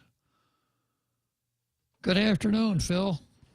Afternoon, RK. Yeah, I was at the function. Yes, I saw you didn't get a chance to say hello. I thought it was absolutely terrific. And to be, I was seated by a bunch of the Bloss family, which was so wonderful because, we've known them since we were running Ben's campaigns. The first one, I think, was in '82. but the year he came out, he was out yet for a liberation, because I remember actually my aunt and I were the co-chairs of liberation that year, and after the parade there was a function at the governor's house, government house, and Governor Atta was in office, and Ben was there, and so I know he came out. I'm like you, I don't know if he was ever a grand marshal, but I know he came out for at least that one there, and yeah, it was his son yesterday, Vince. He just knocked it out of the ballpark. Even would have gone over the green wall with Wrigley. He did such a great job, and I like the commandant's comment that he said it's not very often where he sees with a colonel will get a bigger ovation than a commandant. Of course, that kind of brought down that. Colonel Bob, yeah. Yeah, it was great, and I had the same impression when I looked at the Post this morning. I started reading the article, top of the fold, started reading the article, and I see that stuff about the protesters. I think there was only maybe 5 there, and nobody was paying attention to them. And why, if there were like half as many people attending to honor as there were protesting, that might be a story. But it was like, no, it's like an ant on a hill. And they were nothing. And, they just wind. I just want to get that in because I love Ben Plus. And I'm having dinner with his grandsons tonight. And he was a great man. He really was a great man. He was a great man at a time when it wasn't easy to be great. He had a lot. He had to be better than the best, and he was. And I remember those mornings we gathered, at 7:30, 2 times a week, and what are we going to do? I wasn't at the dinner, I think, or the meeting where you guys came up with Right Man, Right Now. The story, how that came about is kind of fun in itself. Somebody saying right man, something about right now, and then you go right man, right now, and it was a great slogan for him. It was the right man for right now. Yeah, those were the days, Ben. I mean, Phil. Yeah. So back to the Post. I was so disappointed in that article. I don't blame the Maneca Florists and that outfit. I blame the Post. The Post, just took what should have been a good story that could have been handled fairly and turned it into propaganda for the separatists. I agree 100%. And I said, gosh darn it, why do you start the story with this? Because that is not the story. The story was the dedication, the things we all got to think back about Ben Blas. They just ruined it. I mean, if you were to read that story, you have no idea what really happened down there. Because when people today ask me, how was it? I said, it was absolutely beautiful. It was the nicest time I've ever had. Yeah, I agree 100%, Phil. I agree with you when you said too. But we're not supposed to schedule it on a weekday. You got to wait till the weekend. Yeah. And that just shows how insensitive they were to not clear it with Maneca Florists. All right, I'll let you go. Thanks for calling, Phil. Yeah, and there's so many interesting little things that you could pick up if you wanted to flesh out your story. Ben's top assignment, tactical assignment, he was the commanding officer of the 9th Marine Regiment. You have to be a colonel to command a regiment.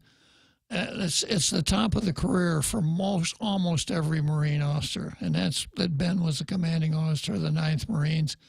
The 9th Marines were part of the force that liberated Guam in 1944. A very interesting thing that could have been in that story instead of the junk that was in there. Okay, I've got Simon on line too. Somebody else was on the line and hung up? Yeah, okay. I'm sorry, I've got Chris Duenas on the line. Go ahead, Chris. I got to start this one with Honorable Marine. Honorable Senator, Your Honor. It's an honor to follow my chairman. I always call him my chairman, Phil Flores as well, one of the greatest chairmen we've had in the Republican Party of Guam. And I don't know anybody more Republican than him. He's an amazing guy, and I really have always appreciated his mentorship over the years. Your Honor, I absolutely concur. That is a really, and this is being nice, a really, really poorly written article, and below the dignity and the honor of such a man as General Ben Blas, Congressman Ben Blas. I concur with my friend, my chairman. I love Ben Blas. When I think of Ben Blas and the interactions that I had with him, he reminds me of what exemplifies when we talk about the greatest generation. He reminds me of my uncle, Don Frank Perez, my dad, Cristobal Duenas, my uncle, Judge Duenas. I mean, just that generation, it was so amazing because we stand on their shoulders and they were so tall and so strong. But when you met them, for some reason, they would always talk about the basic things of life. I agree with what Chairman Phil was talking about too. Vincent hit it out of the park by basically talking about how Ben Blas could have talked about himself all the time, but he didn't. He preferred to talk about others. I mean, that speech was just loaded with amazing accolades, and there's so much more they could have done with this article to truly represent the dignity of the event. But they really missed it, and it really is. It's very, very poor journalism, and I don't think we're going to get this, but I wish they would apologize for it. Yeah, well, maybe we all need to write letters to the editor of the Post and square him away on that one. Yeah, I mean, it just, and not only that, but there was another interview that you might want to look up in KUAM, and they kind of gave a little bit of that side of the story as well.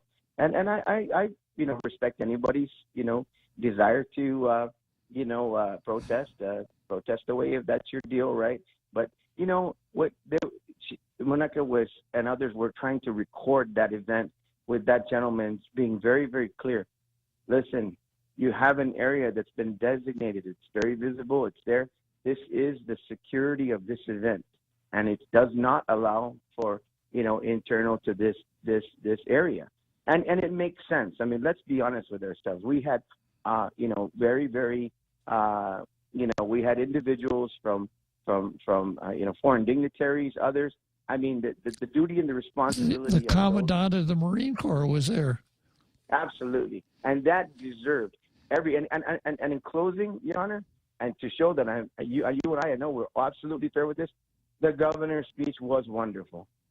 It was wonderful. It was indicative of the honor and the dignity of the event, and I think that she represented all of us very well. All of the speeches were very, very well. But as far as I'm concerned, Vincent, he took the cake, and he got a standing ovation, and he deserved every bit of it. And I was glad to see you there, Your Honor. I didn't have a chance to interact.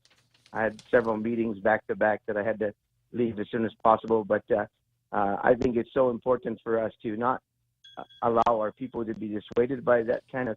And finally, the one thing that I take absolute exception with that's written in that article is to say that General Ben Blas, one of Guam's greatest heroes, is being appropriated.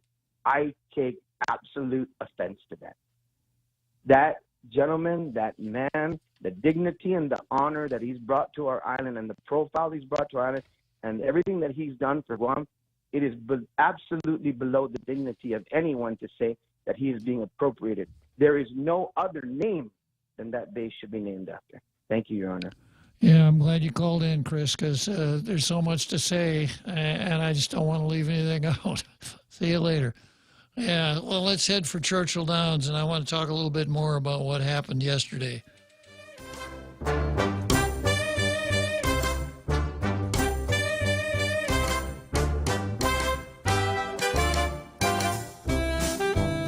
Every company needs money to grow and take on the challenges 2023 will bring. That's why Bank Pacific's commercial loan officers stand ready to help you. We offer several programs tailored to assist companies to get to the next step or perhaps for a startup, including working with SBA or GITA. future. Services to choose. Bank Pacific, where others put branches. Bank Pacific. They want to be your partner. Equal Opportunity Lender. Member FDIC. Credit conditions apply. Wishing you a happy, healthy, and prosperous new year from your friends at Security Title. As we clean house for the new year, this is an excellent time to make sure the title to your land is also in order. It doesn't matter if you own a ranch in Inarajan, a house in Dedido, or a hotel in Tumon. Keeping the ownership clear promotes peace in the family and can avoid future misunderstandings. When it comes to your family property, call the professionals at Security Title. We are here to help.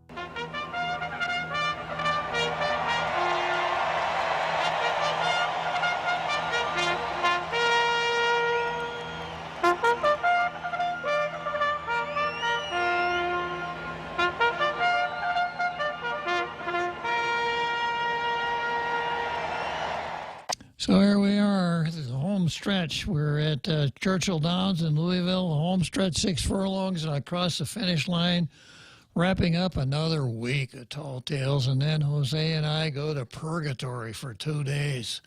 But we'll be back at 1600 on Monday, bright-eyed and bushy-tailed, having weathered 70 hours of no Tall Tales, no tailgaters. It's tough, but we do it. Okay, going back here to this article. And once again, you know, the flamethrowers like Moneca Flores, you know, they have their shtick, and they're advancing their shtick, and that's why we like to live in a free country. They're absolutely free to do whatever they want, to protest whatever they want, to say the silliest things that they want to say, but we expect a lot more from a newspaper of general circulation. And the Post really let us down on this one today. When Moneca Flores says, Flores explained that Proteolitexin is against the renaming of the base.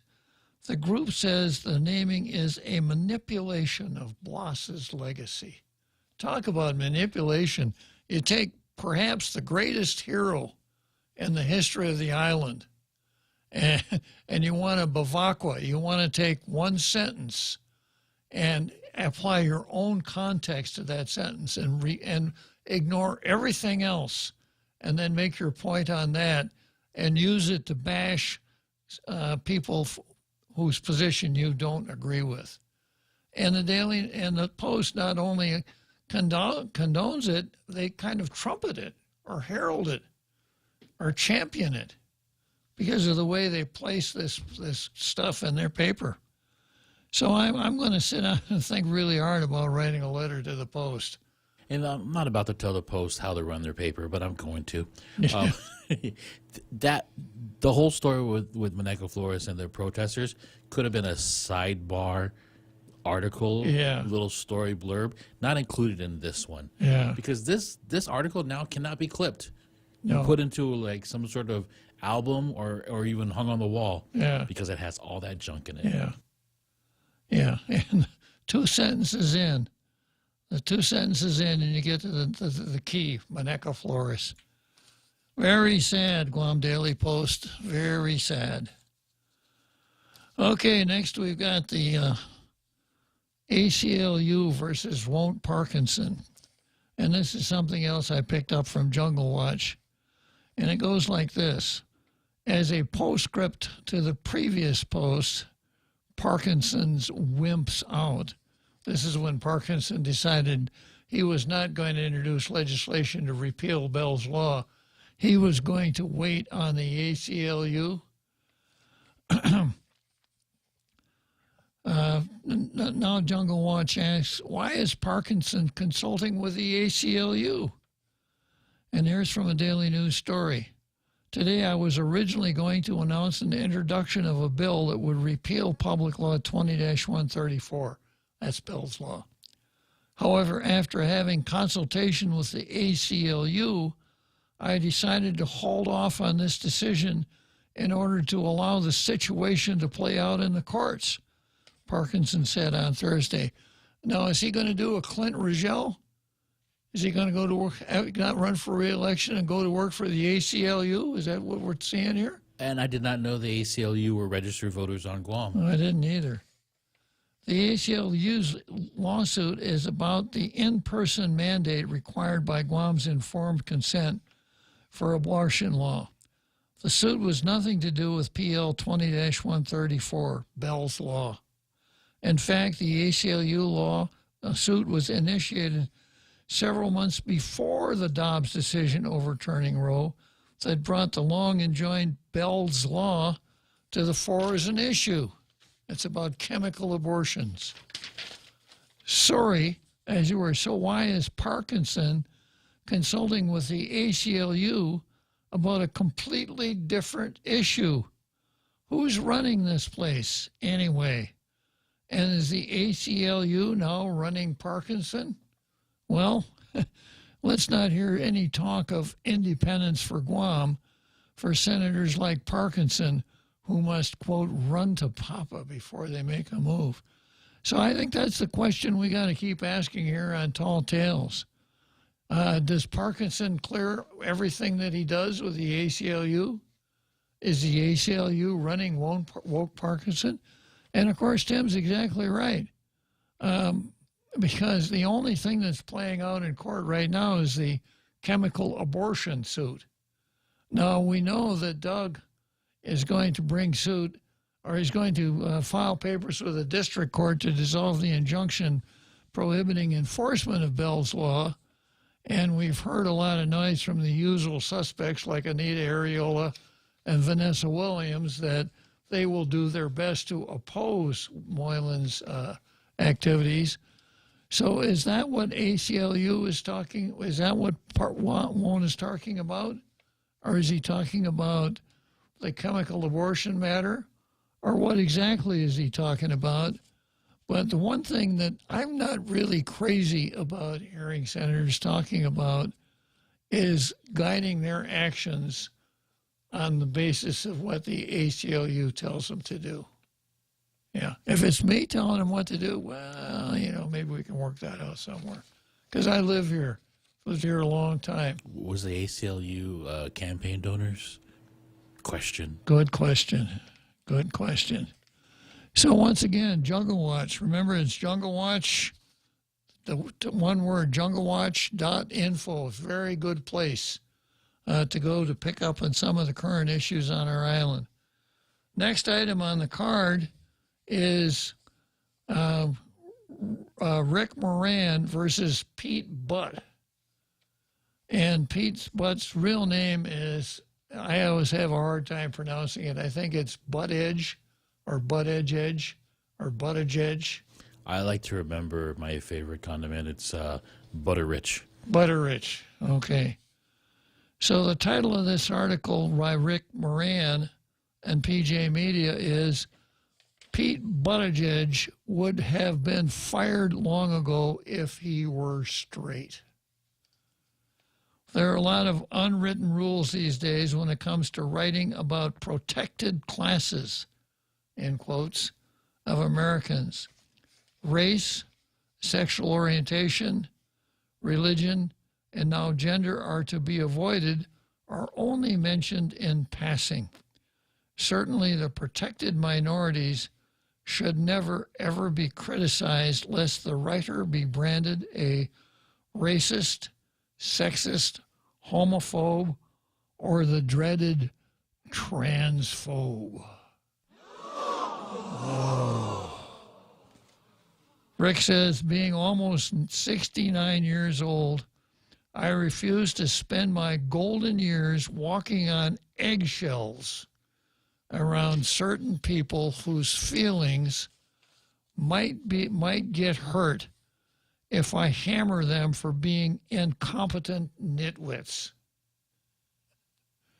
Yeah, you shouldn't hurt the feelings of incompetent nitwits by telling them they're incompetent nitwits.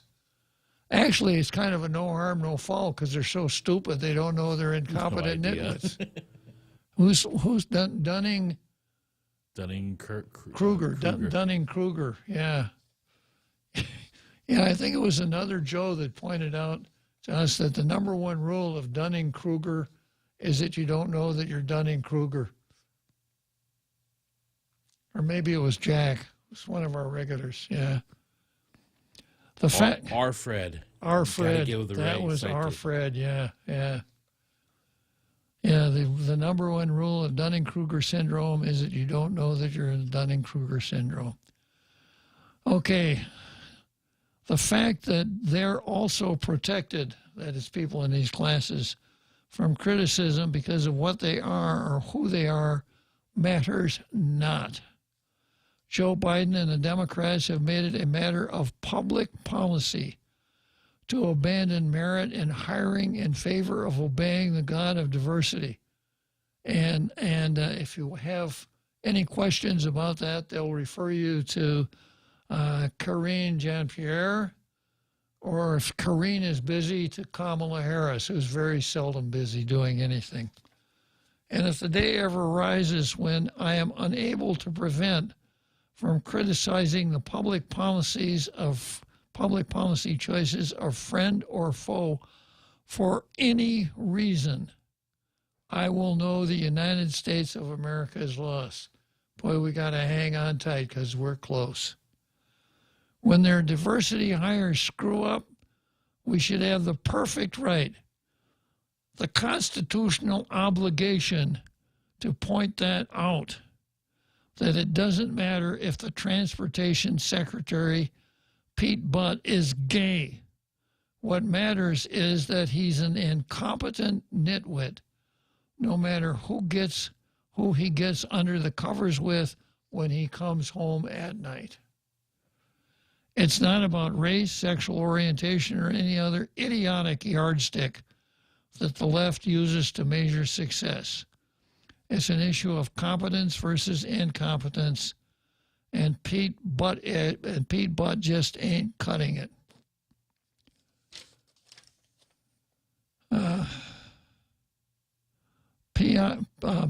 PJ Media's Stephen Green pointed out that when his most recent fumble by Butt was happening, his department was in the midst of focusing on racial equity, inclusion, income equality, environmental justice, and climate change. Never mind about the air transportation system coming to a halt. There are more important problems to deal with. The truly frightening thing is that so many in the Democrat Party agree. Yeah. I don't have any Biden boners today, so I'll just say, let's go, Brandon.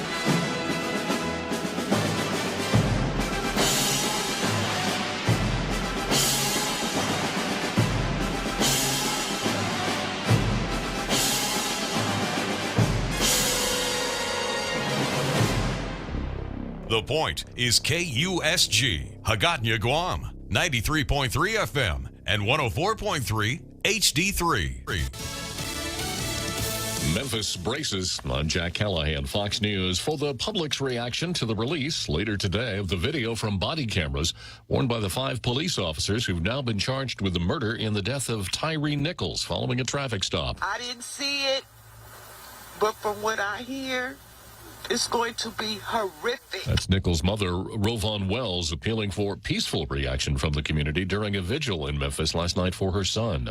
Also being released today, video from the night former House Speaker Nancy Pelosi's husband, Paul, was attacked by a man with a hammer in their San Francisco home.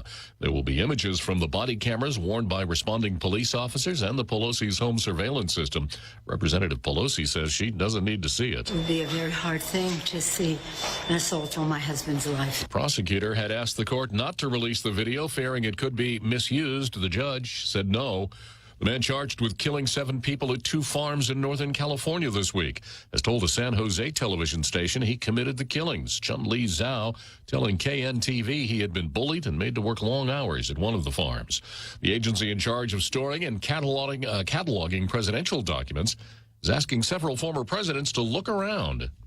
The National Archives reportedly sent a letter to offices for the last 6 administrations asking officials to search records of former presidents and vice presidents for classified materials. The House Oversight Committee plans a transcribed interview with a lawyer for the National Archives next week. Fox's Peter Ducey. Iran now has enough enriched uranium on hand to build not one, but several nuclear weapons, according to the chief of the United Nations Nuclear Watchdog Agency. But Rafael Mariano Grossi of the International Atomic Energy Agency has told the European Union subcommittee Iran has not yet built a means to deliver a nuclear weapon, and the West should redouble its efforts to stop them. America is listening to Fox News. Connect to Fox News Audio on the Fox News app. Listen to hear your favorite hosts like Brian Kilmeade, Jimmy Fallon, and Guy Benson standing up for what's right, live and via podcast. Just click listen, then swipe right and hear the latest news updates on your time. And scroll down to hear the latest podcasts from Fox News. And it's even easier to listen in the car with Apple CarPlay and Android Auto. Get programming alerts and notifications. Fox News Audio is on the Fox News app. The voices America trusts. Download it now. From the Fox News Podcasts Network.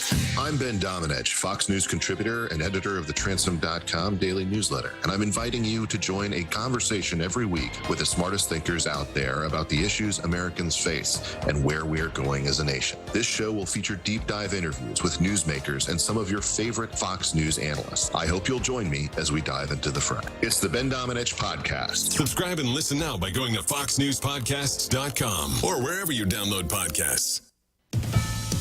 Testimony has begun in the double murder trial of former North Carolina attorney Alex Murdaugh. Prosecutors called to the stand some of the first responders to arrive at the scene following the shooting deaths of his wife and son. At times, Murdaugh seemed visibly upset, especially when viewing body cam video from one of the officers and listening to graphic descriptions of the victims. Murdaugh's defense tried to poke holes in the prosecution's case, suggesting that tire track and foot impressions were not properly investigated. Another investigator testified that while Murdaugh did not cry, he was in emotional distress when they arrived at the crime scene. The investigator said Murdaugh's demeanor changed when he saw investigators examining truck tire impressions. Fox's David Lee Miller. A crime lab in Oklahoma confirms remains of a child found earlier this month have now been identified as 4-year-old Athena Brownfield. She went missing on Christmas Day. Her caretaker has been charged with her murder. Florida's Governor Ron DeSantis suggesting changes to state law that would make people who rape children eligible for the death penalty. The proposal would also allow the death penalty without a unanimous jury decision. That part of the plan prompted by the failure of a jury to reach a unanimous death sentence in the case of Parkland school shooter Nicholas Cruz, who was instead sentenced to life. DeSantis believes that convicted child rapists should at least be sentenced to a mandatory life sentence should a jury not authorize an execution. Gary Baumgarten, Fox News. Android users are being warned about a dangerous new piece of malware called Hook. It allows hackers to take over a user's infected phone and steal files and things like banking logon credentials. Fox's cyber guy, Kurt Knutson, has details on how to avoid it at foxnews.com. After a 200-point gain on Thursday, early morning Dow futures are trading about 30 points lower. I'm Jack Callahan. This is Fox News. Fox on Tech. Well, it's about that time again. There's a new iOS update. It is version 16.3. And it brings a security feature for which Apple devotees have been clamoring: security key support. A security key is an actual physical key. It looks less like a key than it does a thumb drive, but it can plug into a data port and provide that extra layer of security when logging into something. The software won't agree you've logged in unless you've plugged in your key gadget. It is a way of enacting 2FA, or second-factor authentication. Other ways are when the software sends a token code to your phone for you to then enter. You will not be able to use a security key on iOS when signing into iCloud for Windows. iOS 16.3 also comes alongside iPad OS 16.3, which will also allow for security keys. The coming Mac Ventura OS 13.3 will allow it as well. With Fox on Tech, I'm Eben Brown, Fox News. Gonna play our guitars and sing you a country song. We'll all be flying higher than a jetliner. And if you want a little bang in your yin-yang, come along. Would we find any classified documents there? No, you wouldn't. And it is a real problem that these documents are somewhere they shouldn't be. That's how carefully we review these documents. To think that any of them ended up in boxes, in storage, one place or the other, is just unacceptable. Any specifics to the Department of Justice, any specifics to this particular legal matter, I would refer you to the Department of Justice. Freedom is back in style. Welcome to the revolution. Yeah, we're coming to your city. Gonna play our guitars and sing you a country song. Sean Hannity. The new Sean Hannity Show. More behind-the-scenes information on breaking news and more bold, inspired solutions for America. All right, thanks, Scott Shannon. And Hour 2, Sean Hannity Show. Thank you for being with us. Toll free, it's 800-941-SEAN. If you want to be a part of the program today. Yesterday, we